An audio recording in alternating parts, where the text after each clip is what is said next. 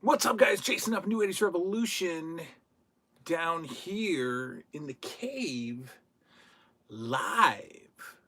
That's right, boys and girls, we are live to talk about the premiere episode of AEW on TNT, AEW Dynamite on TNT, the first time that professional wrestling has been on TNT since the great days of Monday Nitro. 2001 was the last time we got to see Monday Nitro. And so first, for the fans, friends, and followers of the channel, you are obviously well aware of who I am. But this is an AEW reaction video, and I'm guessing that there's going to be 10,000 AEW reaction videos, and there's probably going to be some people who are stumbling upon this video as they search for AEW reaction videos, and they have no idea who I am. So for those folks who are hanging out and watching us, this is the New 80s Revolution, and basically this is like an homage to the 80s pop culture, toy show, discussion, toy review, toy pickup, wrestling stuff, talking show. That's what the New 80s Revolution is. So if you're here for the first time, of course, welcome. And let's get right into it. So AEW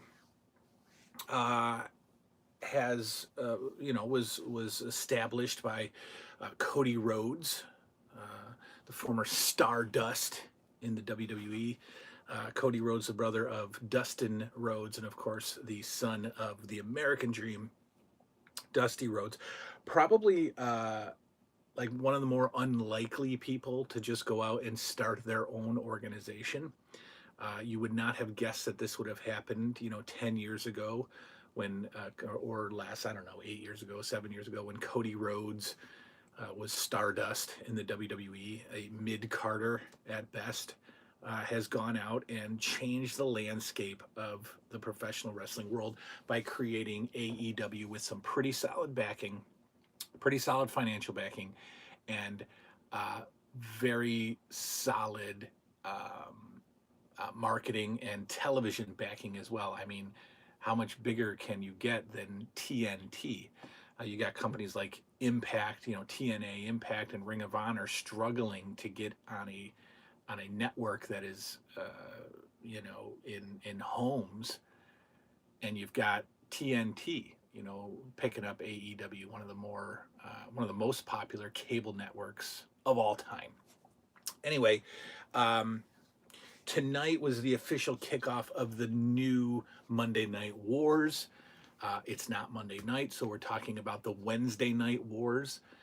The original Monday Night Wars between WWF and WCW were huge for wrestling fans, drawing huge numbers, huge ratings. People knew where they were going to be on Monday nights. You were going to be in front of the television, watching one or the other, but most likely flipping back and forth between Raw and Nitro to see what was happening. And the WWF and the WCW knew that you were doing that. This was at a time when we started to really pay attention to viewership, and the companies would try to one-up each other throughout the 2 or 3 hour broadcasts. And so you had to time your flipping so you wouldn't miss something. And it was a great time for wrestling fans. Well, they're saying that war is back, the Wednesday Night Wars, which are consisting of the WWE's developmental league, NXT, I suppose, on USA, and then AEW on TNT. So it's pretty cool that USA and TNT are back in the wrestling war. I think that's incredible how time has repeated itself. That's pretty cool. I am familiar with NXT. Now, again, for people who have been here on the show for a while, they know that I am not a huge fan of the current wrestling product. I haven't really cared about wrestling since Nitro and Raw. And I was really never even a big Raw fan. I was always more of a Nitro guy. And before then, I got out of wrestling in like 1994. So 1990, maybe a little sooner, like 93, 94, I got out completely. And then I was pulled back in a couple years later with Nitro. Um, but have not been interested in much since. I've dabbled with Ring of Honor. I gave TNA a chance when they first started. Um, and that's about it. That's as much as I've watched. I keep up with the product. I know who's who. I know what's going on. I just don't watch. I just don't have the interest. It doesn't do it for me anymore. I have plenty of old footage that I can, spend the next 90 years and probably not watch it all. But I wanted to give this AEW thing a chance. I have not seen a pay-per-view from AEW. I've seen highlights. I've read about it. I've watched a few episodes of Being the Elite on YouTube, but I have not actually seen the product. I tried to familiarize myself with some of the wrestlers and some of the characters, but I was excited about this debut tonight. Now, this show is not going to be a NXT versus AEW show because I'm not watching NXT. I can certainly appreciate the indie style of NXT and getting to see guys like Adam Cole, actually that whole Ring of Honor crew there, that whole threesome, Adam Cole and Bobby Fish and Kyle O'Reilly. I liked those guys a lot in Ring of Honor, and I was worried when they came over to WWE, but I think they're being used well in NXT. So I care about those guys, and I like some of the guys on the roster of NXT, but I'm not going to watch it because to me, those guys are just eventually going to be on, going to be in a 2-minute match on Raw eventually. And, they'll get lost in the shuffle and I won't care about them anymore. But the guys on AEW, there is no Raw for AEW. AEW is the main show, obviously. So the guys that are on the AEW show are, only going to grow within that company. So I don't want to get all into Adam Cole and Bobby Fish on NXT, and then 6 months from now they're called up to the main roster where they get a 3-minute segment on Raw. That's just not. I don't care about that. So I was excited about AEW. I was excited about the concept of the Monday Night Wars again, the Wednesday Night Wars, and so I'm going to talk about the show. I'm going to talk about AEW. First of all, Build Up has been fantastic. TNT and their umbrella of networks, True TV, TBS, they have all been promoting, advertising AEW. In fact, there was a 1-hour preview show a couple of nights ago that actually did pretty well. Did like 600,000 viewers, according to Meltzer. And that preview show was re-aired again at 7 o'clock tonight on True TV. So again, that's a network really buying into the product. True TV is obviously not as popular as TBS or TNT, but it's on major cable systems and streaming. I mean, it's a very available channel. It's not the Fight Network, FITE, whatever that is. That TNA and all those is getting on. But so we got some real network promotion of this show. Again, as the countdown happened, they aired Suicide Squad on TNT prior to AEW, which was probably a good move to put this popular movie on right before this big debut. And in the corner, just like the old Nitro days, they had a countdown to the debut episode of AEW. So that was cool. And that was actually building some legitimate excitement in me. I was looking forward to that. I was watching that countdown and I was getting pumped up. So then as the show starts, we've got the, very well developed opening montage introducing AEW and its stars, which is always well done. They've got a lot of good video people putting together those montages. TNA does them well or did them well. WWE does them well. I mean, all the companies pretty much do these exciting, gripping montages, opening sequence of what's to come. You know, we got Pyro, we got two big Trons, two big AEW Trons with two different runways, I guess, or aisleways. So big circles where the guys would come out. There's two of those, so two entrance ways, two Trons, and a big TNT logo right in the middle, which is again cool to see. It reminds me, it was very Nitro-esque. We got fireworks popping. We got crowd shots in the opening few minutes of the show. Again, very retro, very Nitro-ish, and what put it over the top for me was they cut to the commentary team, which is Jim Ross, Tony Schiavone, and somebody named Excalibur. I have no idea who Excalibur is. He wears a mask, but I don't think he's luchador. I think he's like a regular old white guy in a luchador mask. No idea who he is. And I don't want to just start getting into like the negative and the picky stuff, but I really hope that they go to a two-man booth with Tony Schiavone and Jim Ross. Those are really the only two voices that I want to hear. I have no idea who Excalibur is. And really, I just want to hear Jim Ross and Tony Schiavone talk about the action. So a really high level setup with the pyro and the stage. JR and Tony are introducing the show. And again, a lot of crowd shots. The crowd is hot. Obviously, they pumped them up beforehand, but that was cool to see. A very interactive, fun crowd. Modern wrestling crowds are a total turnoff for me as they try to make themselves part of the action. You know, the chants, I don't know, it takes away from the in-ring work that I'm trying to pay attention to. But the crowd was decent. They weren't, I could tolerate the crowd.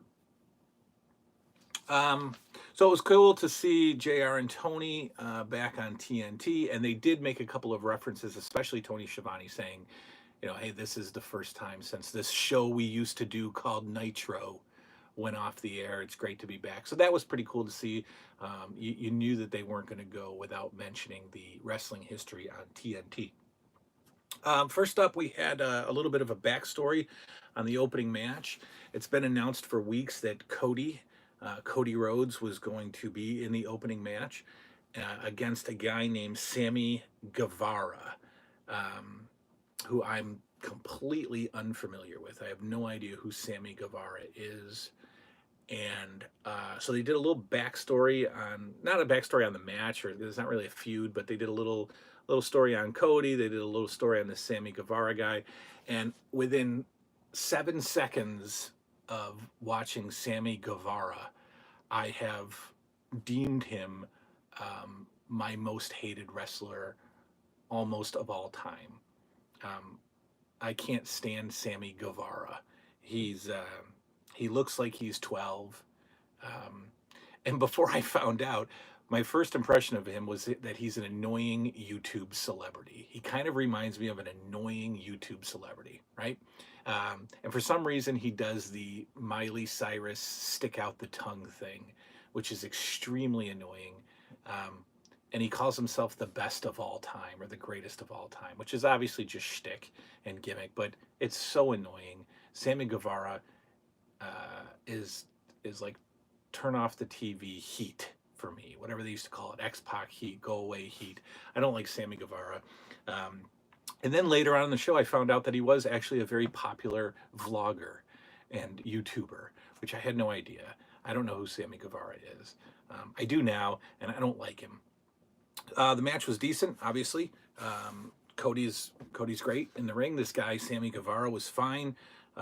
Little flippy, kind of the new style of cruiserweight-ish, wrestlers with a lot of the spots, a lot of the flips, a lot of the, circus stuff. Cody's not that guy, so you get that interesting little clash of styles between the two. Good intros for both guys. Cody's intro was awesome. He came up through underground, and really seemed to take it all in. um, which was pretty cool. Really kind of enjoying his moment. Um, and by the way, I forgot to write in the title, and I'll have to go back and change the title after this uploads. This is going to contain spoilers, So I forgot to put that in the title. But I guess reaction video, you're probably expecting some spoilers. So I'm telling you now, I'm warning you now. This is spoiler heavy, so I'm going to basically tell you everything that just happened.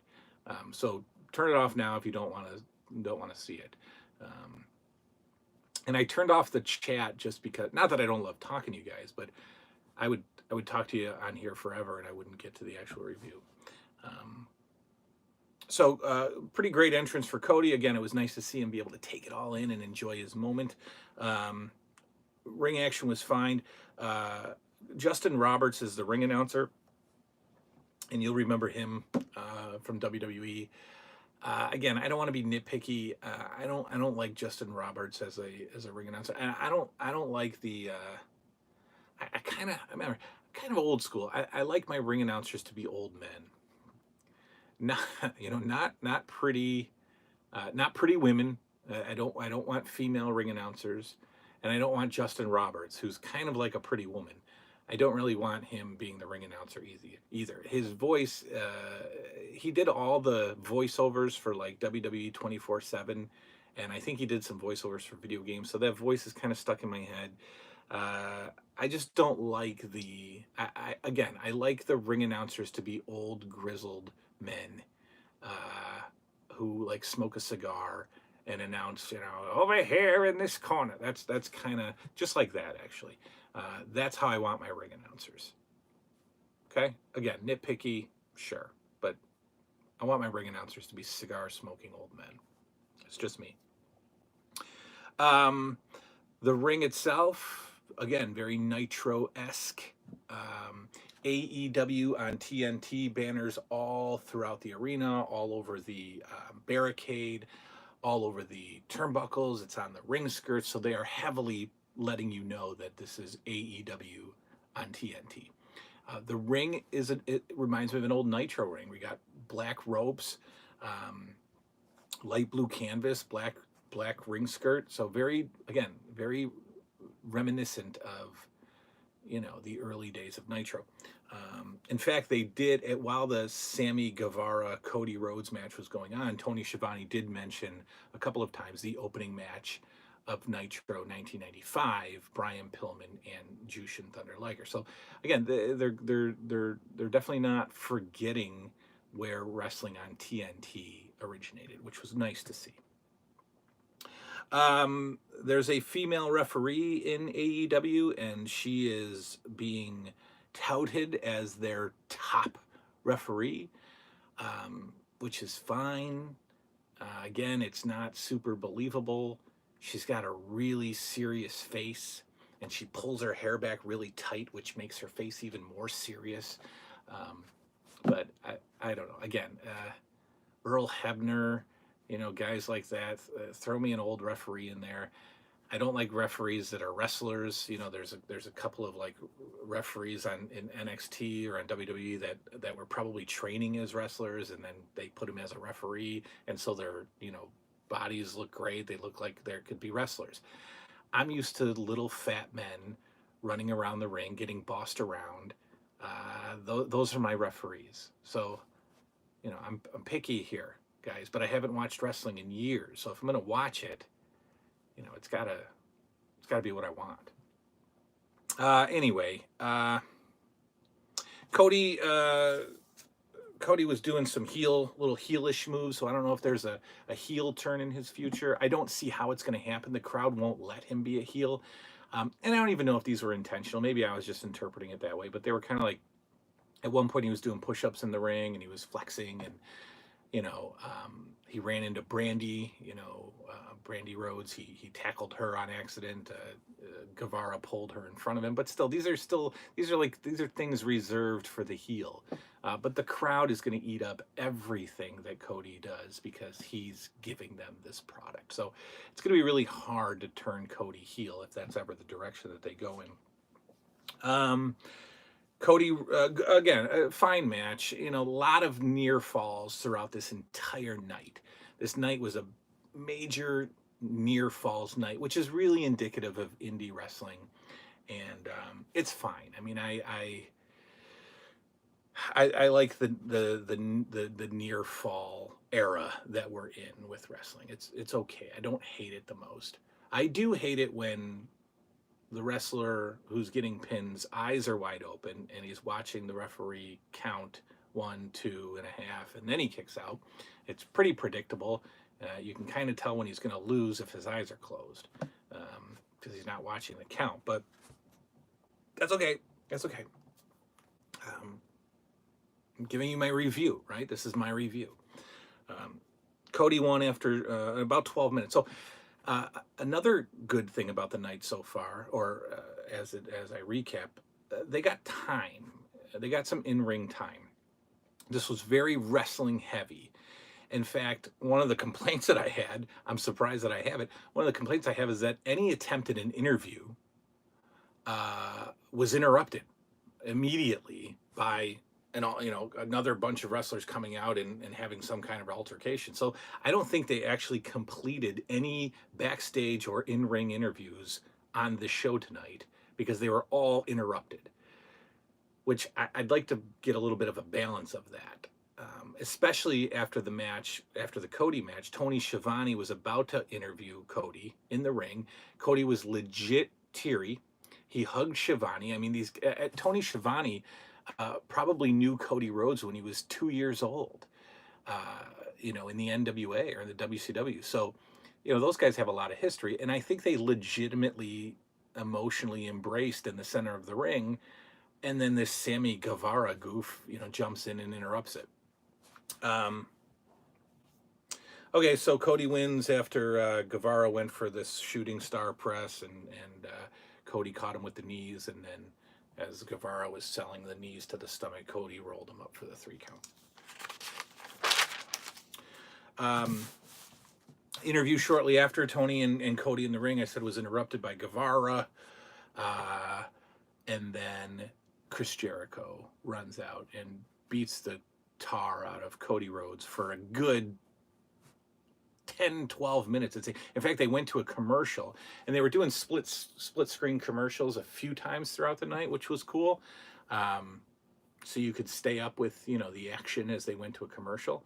And Jericho just, annihilated Cody again for like 10 or 12 minutes throughout the commercial break, back from the break, just beating him up, setting up their pay-per-view match next month, which is fine. Chris Jericho as the leader of an organization is gold star from me. I think that Chris Jericho can legitimately be the guy that you base your promotion off of. I think he's got fantastic star power. He's brilliant. He's hilarious. He's a great heel. I think he's you don't need to put a script in front of that guy at all. And he's got time in the business. He's a legitimate superstar. And so Chris Jericho as your heel of the company and your world champion to start things off is perfect. I think that's a great choice to back, to put the company on Chris Jericho's back right now. Great idea. Now, I'll be extremely disappointed if they put the belt on Cody at next month's pay-per-view. I mean, again, old school guy here. So I know how it works now in modern wrestling. I get it.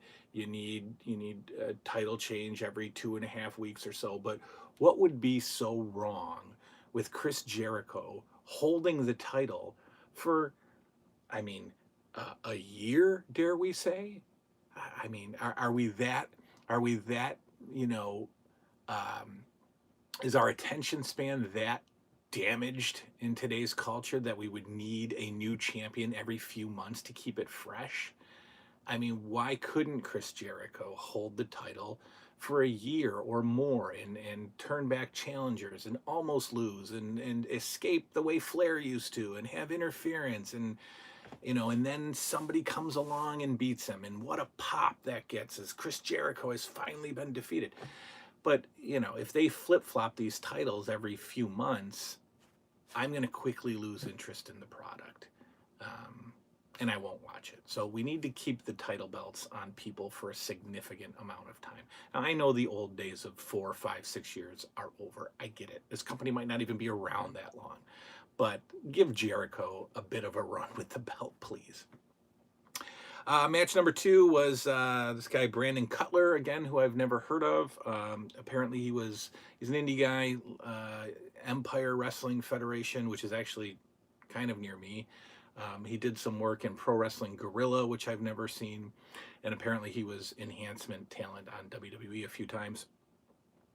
Brandon Cutler, another 185-pound guy, taking on this MJF, right? This Maxwell Jacob Friedman guy. And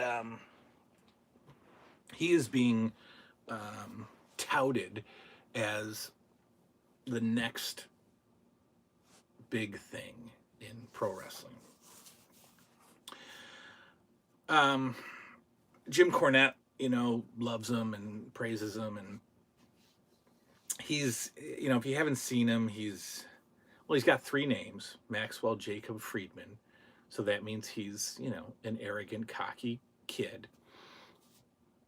And he is, and he plays the gimmick pretty well, and he comes out with the scarf around his neck, and he's really great on the mic. I mean, really, really insulting, and really plays it's really an old school heel, attacking the intelligence of the crowd, and everybody's a loser, and everybody, he makes more money than everybody, and he's the next big thing, he says. So it's okay.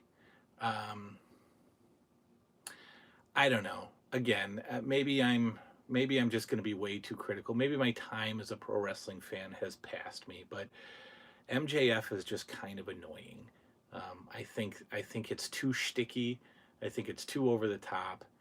He could scale it back a little bit. I don't know. But the match against Cutler was pretty much a squash, as it was supposed to be.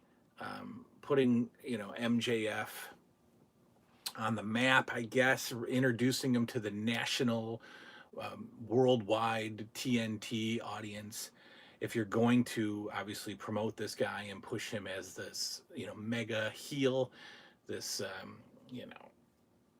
Roddy Piper-ish heel level, then of course he has to win.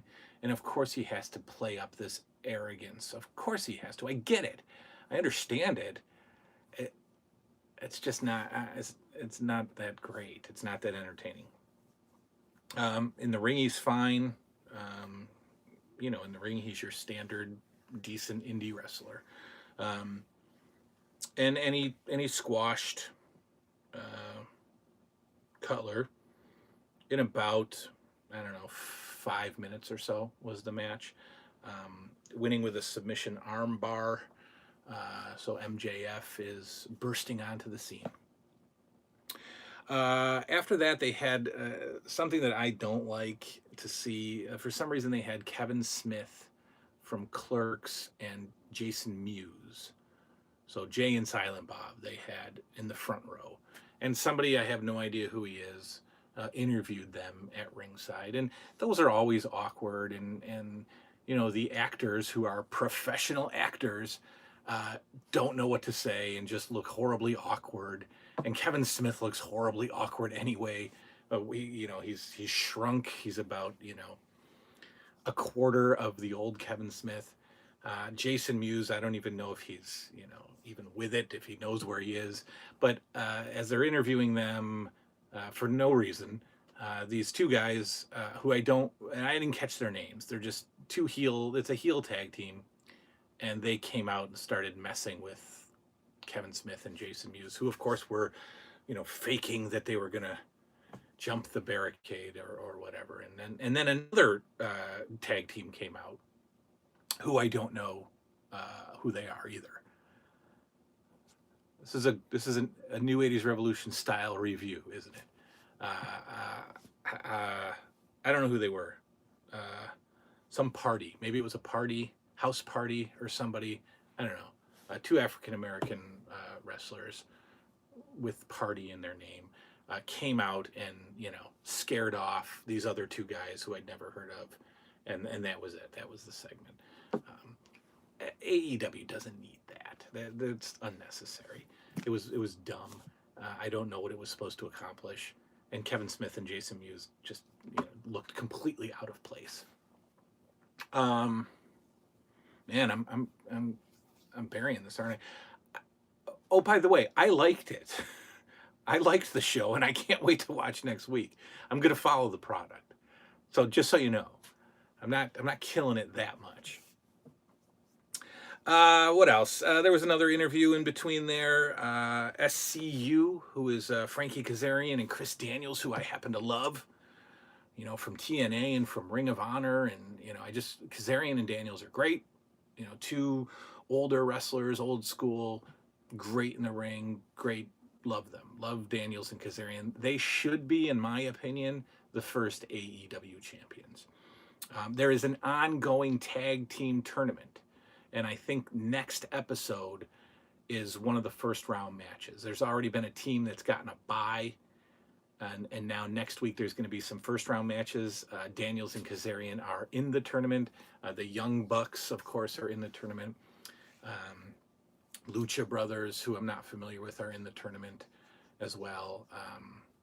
And Luke Perry's kid, Jungle Boy, who I still can't believe that name even gets over in wrestling in 2019. But Jungle Boy and his partner Luchasaurus, another name that I can't believe gets over, and a gimmick that I can't believe gets over. I mean, he's a monster. He's like a dragon monster guy, and he carries Jungle Boy on his shoulders. So I appreciate it. It's very retro, but I'm surprised that nobody craps on it. But they're in it. They're in the tournament, so that'll be fun. I like a nice old school tournament. But I'm hoping that the Young Bucks do not get the titles. I don't think they will, having it be their company. I'd like to see Kazarian and Daniels get it. But they have a guy with them called Scorpio Sky, who I've seen in Ring of Honor, and he's their third member. So it's like a 6-man tag team. And to me, Scorpio Sky is like the odd man out. I don't get how he's, how you put those three together. Daniels and Kazarian are like, these old school veterans, and then you throw this flippy high flyer Scorpio Sky in there. I don't know. It's a weird tandem, a weird threesome. So they interviewed them, or they attempted to interview them on the ramp, and within 30 seconds, out came the Lucha Bros to interrupt, and then, of course, start brawling with SCU. And what was pretty cool was that Atlas Security is there. So AEW has given a job to that guy from Atlas Security who we've seen since ECW days. You'd recognize him right away. He kind of looks like Road Warrior, Animal, and Hawk combined. But you've seen him everywhere. He's the Atlas Security guy. And so, of course, he comes out, and, security guards come out. And, I don't know if that's, completely necessary. I wouldn't have minded just an interview. And I know that it's early. Obviously, it's episode 1. And so they have to introduce these things to the viewers. I get it. They have to, this is a good time to set up little feuds and have guys come in and interrupt an interview. I get it. I just hope that they don't do it every week. I'd actually like to see, a guy win a match and then get interviewed at ringside like they used to, without somebody coming out and interrupting every single time. Match number 3 was Pac, or Pac, who used to be Neville in the WWE, and a guy who I actually kind of like. He took on a guy that I kind of like more, Hangman Adam Page. And I remember watching Adam Page back when Ring of Honor would do, and I forget what it's called, but it was like their Future Star tournament. And Adam Page, a very young, baby-faced Adam Page, was one of the contestants for the Future Star tournament, whatever it's called, and didn't win, but he, got a little contract, and he was like I remember he'd come out with like the green John Deere hat, and he was just, baby face cowboy. Well, now he's morphed into, he's put on some weight, and he looks great. He's got kind of a muscular dad bod, and like I used to have. Now it's just a dad bod, but he's got a really old school cowboy look, and in fact, the Hangman moniker is to me like a throwback to like Bobby Duncombe and Barry Windham. In fact, I think he wears a black leather vest, which is pretty cool as an entrance gear. But yeah, he's kind of like that old school roughneck Texas cowboy that has always been a part of wrestling, going back in my memory anyway to like Stan Hansen, and then again Bobby Duncombe, Barry Windham to a degree. But I like that. So I like Adam Page a lot. He's one of the highlights for me of AEW, and he was in the finals. Well, he took on Jericho for the first ever AEW title. So he won a battle royal. Page won a battle royal to face Jericho for the first AEW title at the last pay-per-view. And a little tiny piece of me thought maybe Adam Page would win, but obviously it makes a ton of sense that Chris Jericho is the champion of AEW. But that kind of gave me the idea that Adam Page would be pushed in AEW and would be right up there with the in the title picture.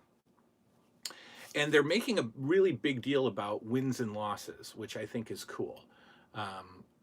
It's a concept that's been ignored in wrestling forever, but wins and losses, according to AEW, are going to matter. And I don't know what that means. I don't know if they're gonna, like in boxing or MMA, where a guy comes out and they actually announce his win-loss record. Now, if they do that legitimately, that'll be pretty cool. But if they do it like Goldberg style, and they, in 2 weeks he gained 50 wins, that's just silly, especially since AEW is not touring. So we're seeing the wins and losses. So every match they would talk about, this has title contender implications. Kind of like you're losing, you're down to the bottom of the ladder again, which I like. That puts a different spin on things. It's cool. With that being said, I thought that Adam Page should beat Pac. Especially since I don't know if Pac is a long-term AEW guy or if he's just kind of a hit and miss, come in and take off kind of guy. But Pac went over Adam Page. And it was a pretty good match. It was a fine match.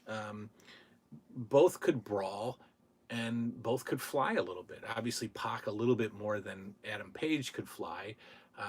But they were just two big, tough guys slugging away at each other, with some aerial stuff thrown in, with some modern flippity stuff tossed in. More again from Pac. Pac got a nasty something in his eye. His eye was banged up pretty good. But Neville, Pac, whoever defeated Adam Page. And I was surprised with that, and I was equally surprised that he used like a version of the cross-face crippler to win the match. They didn't call it the cross-face crippler, though. I'm surprised. What else? So then it was time for the Women's Championship match. So this is the inaugural AEW Women's Champion. The best thing about this was the belt. The championship belt looks like an old Florida, it looks like the old Florida heavyweight title. Now, you guys are going to have to go deep into Google for that. And some of you modern fans who might have stumbled upon this review are screaming, "What are you talking about, the Florida heavyweight title?" Well, go look it up. It's pretty cool.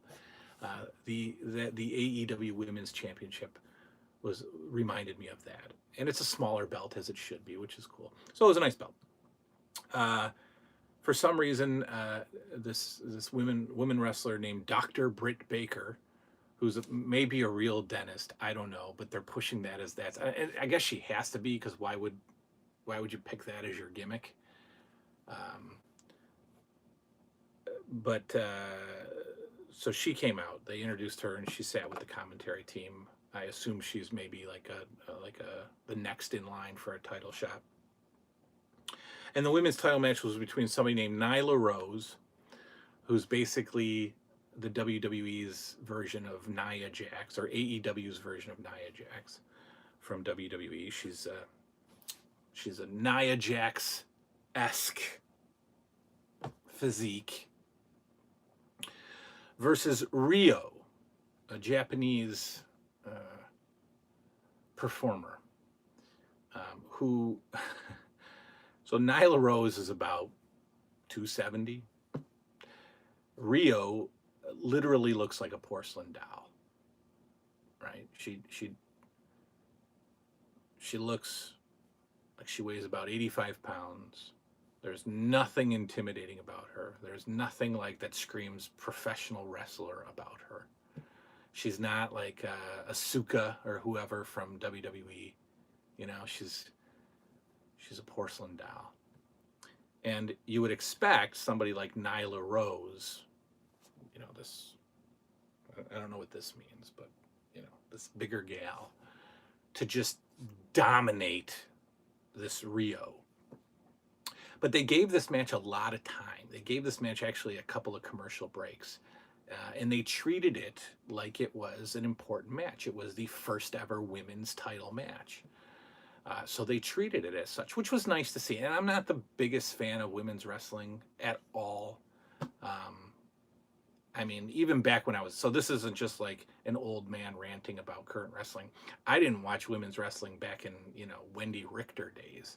Like, I would just skip through that too, because it was just, I just never found it appealing.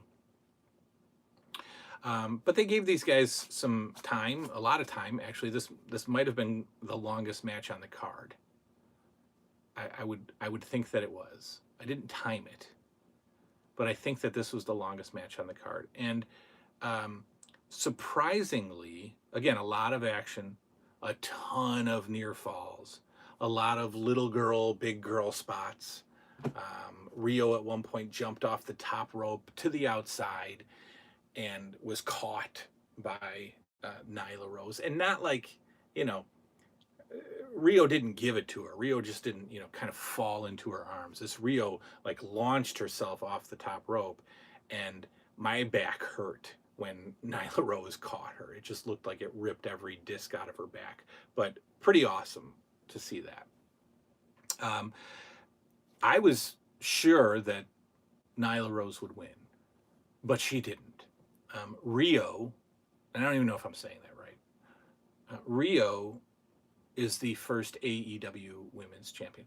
And I guess match psychology wise, whatever that means, it was towards the end, you could see that the point that they were going with was that Rio was chopping down this big oak tree, right? She was chopping down, and this is kind of like, think like Rey Mysterio, Brock Lesnar, right? Rey Mysterio, it's just not believable that Mysterio is going to beat Brock Lesnar. You know, so you got to kind of chop the big tree down. But anyway, Rio goes over Nyla Rose for the AEW Women's Champion, and then, as typical for the show, Rio is about to be interviewed by this guy named Michael Nakazawa. And I can't figure out if Nakazawa is a comedy character in AEW or somebody that they're going to take seriously. I don't know. But he's suddenly the Japanese interpreter for Rio. And as she's about to make her speech, Nyla Rose jumps back in the ring and beats the heck out of both of them. Power bombs Nakazawa, and beats up Rio. And then for some reason, Kenny Omega comes out and says, you know, what the heck is wrong with you? Get out of here. Nyla Rose and sort of helps out Rio. Now, what I hope that they're not doing here is the intergender thing. Um, that I'm never going to get behind. Come on. So, 20 years ago or 25 years ago, we were all told that wrestling was fake, right? I remember Vince McMahon saying, you got good guys and bad guys, and he did that whole attitude era, wrestling is scripted speech. He blew it up. I get it. But intergender wrestling, I'm never going to buy into. It's just silly. So I don't know if they're going with that, and that's why Omega came out. This Nyla Rose beat up this Michael Nakazawa. I hope that doesn't lead to a match between those two. I know TNA is doing it with Tessa Blanchard, and so Tessa Blanchard versus Sammy Callahan in a no holds barred match. That's the dumbest thing I've ever heard in my life. That's the dumbest thing I've ever heard in my life. But TNA did it. But anyway, it's time for the main event, boys and girls. And this is the opportunity to really showcase pretty much the company right here in this main event. You've got the Young Bucks, who just have the crowd eating out of their hand. And you have Kenny Omega, who's, a legitimate superstar here, taking on Chris Jericho and his two surprise partners. Now, I was hopeful about this when I heard about it, and I thought, I wonder if AEW had somebody else in mind too. But their surprise partners, or Jericho's surprise partners, if it's going to be a surprise and it's advertised as a surprise and it's supposed to be a surprise come showtime, why would you have those guys debut on another, on your last pay-per-view? That doesn't make any sense to me. You're promoting these mystery partners, but then you have them show up. You don't tell anybody that those are the mystery partners. But it kind of flattened it for me, anyways. A pay-per-view ago, TNA's second version of LAX, Santana and Ortiz, debuted as they became free agents. They left TNA, and of course, the internet said that there was interest in them from every company, and I don't know why. I mean, Santana and Ortiz. So TNA is obviously not this, worldwide recognized product. So I don't know how much publicity and popularity Santana and Ortiz gained in TNA, but apparently they were these mega free agents who, AEW scooped up and debuted at the pay-per-view. They came out from the crowd and surprised everybody at the pay-per-view. Great, fine. Then they can't be Jericho's surprise partners. That doesn't make any sense. And in fact, Jericho announced that they were going to be his surprise partners in a pre-show online yesterday. So the surprise was out of the bag. So there was no more mystery partners. It's Jericho and Ortiz and Santana, who cannot be called LAX. They're called Ortiz and Santana, teaming up with Jericho to take on the Young Bucks and Kenny Omega. And fine, each guy got some shtick time. Each guy got some gimmick, introduced gimmick to the world time before the match started. And then the match started, and the match quickly broke down because Dean Ambrose, Jon Moxley, showed up fresh from injury, an injury that kept him off the last pay-per-view, an injury that apparently kept him off wrestling on tonight's show, showed up and extended his feud with Kenny Omega, and they had this throughout the arena brawl, right, that again lasted 5, 10, 12 minutes, commercials, breaks, catching it, split screen commercial was doing it. All the whole time the other match is going on in and out of the ring. So anyway, the match suddenly gets back together, and you have the good guys win um, out of nowhere. The Bucks team wins, and that's fine. And then as that match ends, Cody comes back out to I don't know, help the good guys, right? And um, then Sammy Guevara comes back out, and I kind of thought like this Cody Sammy Guevara thing was just like the opening match on AEW, but maybe they're pushing the Cody Sammy Guevara feud. But Sammy Guevara comes out with his tongue hanging out and wagging, and I mean he really just kind of looks like, I don't know. He looks like the ugly kid from like the Backstreet Boys. You know how like the boy bands always had an ugly kid who still got more chicks than I ever, because he's in the boy band. But the ugly one. Well, Sammy Guevara kind of looks like the ugly one from the boy band. He comes back out now to fight with Cody, and then in a pretty cool moment, Dustin Rhodes comes running out to save his brother, and so we got this big thing going on in the ring, and the crowd is loving it, and all of these AEW superstars are being showcased, which was fantastic. It was great. This is good. This is how I want the show to go off the air for tonight, not forever. And then the big surprise of the night. Through the crowd came CM Punk. No, through the crowd came Jack Swagger. Jack Swagger, Jake Hager, this stupid gimmick.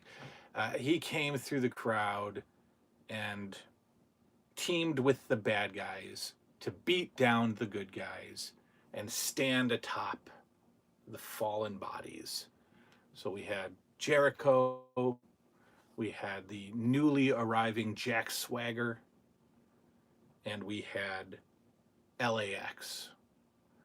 And if it was like the original LAX, like Homicide and Hernandez, that'd be cool. I like those guys. I don't know who Santana and Ortiz are. But Santana, Ortiz, Jericho, and now Jack Swagger are standing atop the fallen bodies of Cody and the Bucks and Omega. And I don't know where Sammy Guevara was. I don't know. I don't know what he was doing. And then it ended, and that's how the show went off the air, with Jim Ross going hoarse, which is great to hear. So, okay. Now, I guess my reviews are going to be like this. They're going to be a little shticky, a little comedy, taking some jabs at the current product. And if that's not for you, then, you don't have to. I don't have to be your AEW reviewer. It's okay. With that being said, I enjoyed the product. I was entertained by AEW Dynamite's first episode. I will look forward to their second episode. Will I spend any money to watch a pay-per-view? No. But will I spend any money today to watch any pay-per-view? I'm talking UFC, I'm talking boxing, I'm talking... No, I'm not going to.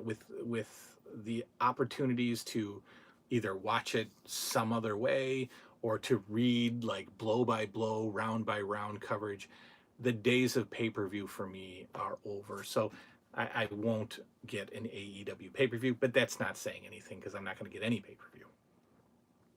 But I will tune in next week, and I'm sure next week they will showcase several more of their talents, and they have an awesome roster, and it's going to be a fun organization to watch. I just hope that they do it right. They have to get away from some of the modern elements of today's product. I mentioned earlier the title changes. Let the champions be title holders for extended periods of time. Let's build up challengers. Let's turn back challengers. Let's build up new challengers. Let's turn them back. And then let's have somebody come in and beat them. But let's wait. Let's not do it in episode 4. Let's do it like next year. What would be so bad about that? And I don't mean like next year in like 3 months. I mean like next October. Let's do that. Final thoughts. I don't know who Excalibur is. I would really love to see JR and Tony Schiavone be a 2-man booth. I don't know if those guys, Josh Barnett and JR did a 2-man booth for New Japan, which was fine. I don't know if JR has it in him to just be the main voice. He always loses his voice towards the end of a show. Tony Schiavone's been out of the game for a while, but he picked it right back up. So I think we could get Schiavone and JR to be the commentary team. Again, I don't know who Excalibur is. Wins and losses meaning something is cool, and I'm looking forward to seeing what that actually means, how that plays out. I'm assuming that they're going to announce wins and losses as they do, like I said, in boxing and MMA. With 7 wins and 2 losses. I think that's pretty cool if it means something. I mentioned earlier that Chris Jericho, in my mind, could easily lead a company. He's just an all-around A+ for me. I love Chris Jericho. He did shave his beard off tonight, and I think that needs to come back because, when you're a heel, you have to have facial hair. So Chris Jericho, bring back the scruffy facial hair. It makes you look like more of a heel. I'm sure he's listening. And man, that guy's hair grows fast, right? Chris Jericho's hair is down to the middle of his back. That guy's hair grows faster than I've ever seen. How about that for an AEW review? Chris Jericho's hair grows really fast. They are a TV-14, which is cool. Don't oversell it. Tony Schiavone a couple times was swearing. He called MJF a prick, and I think he said ass kicking tonight. And JR, whoa, Tony, you're really getting into it. Just stop. Don't overdo it. You don't have to call MJF a prick. It's okay. And you could tell like he was really he really emphasized it. I just said prick. There was an I've Fallen and Can't Get Up commercial tonight on AEW, which as a kid I laughed at. As an adult, I'm starting to get afraid of, right? Because they've really extended these I've Fallen and Can't Get Up commercials. So you had the lady falling in her kitchen and just laying there, and then they showed like a time lapse, right? Like, this is what can happen, and they're showing the daytime turning to night, and this lady is still just laying there. I was expecting her to start decaying and rats would start eating her feet, but not only that, then they flashed to like a naked old lady in a bathtub that said, I've fallen in my shower, and I think she had and that was gross. And then they had an old man in the middle of a park, and he's talking into his button, and he's saying, I've fallen in the park. What? So apparently in a couple of decades, that's what I have to look forward to, falling and not being able to get up. I don't know. My thinking is, if you fall in a park and you're alone, what are you doing in a park all by yourself? What park? Nobody's there to pick you up. Anyway, that's the AEW review. Believe it or not. This is the style that I'm going to do them in. If it's not for you, then it's not for you. I'm not too overly educated on the modern product. So when I say things like I don't know who Sammy Guevara is, or I don't know who I don't know who's the other guy, Brandon Cutler is, it's because I don't. And it's my honest review. But if you want my final advice, go watch it. Well, not now. I just ruined the whole thing for you. But go check out next week's episode of AEW. I hope it gains some steam. And I'm gonna tune in next week and have another review for you. So that's that. That's New Age Revolution. Back with some regular shows that you're used to from me. Me and my boy down here doing some stuff, and we got toy stuff to do and all kinds of stuff like that. So I'm out of here, and that's AEW. Hope you enjoyed it. I'm sure some of you didn't, but that's okay. I'll see you next time. Good night now.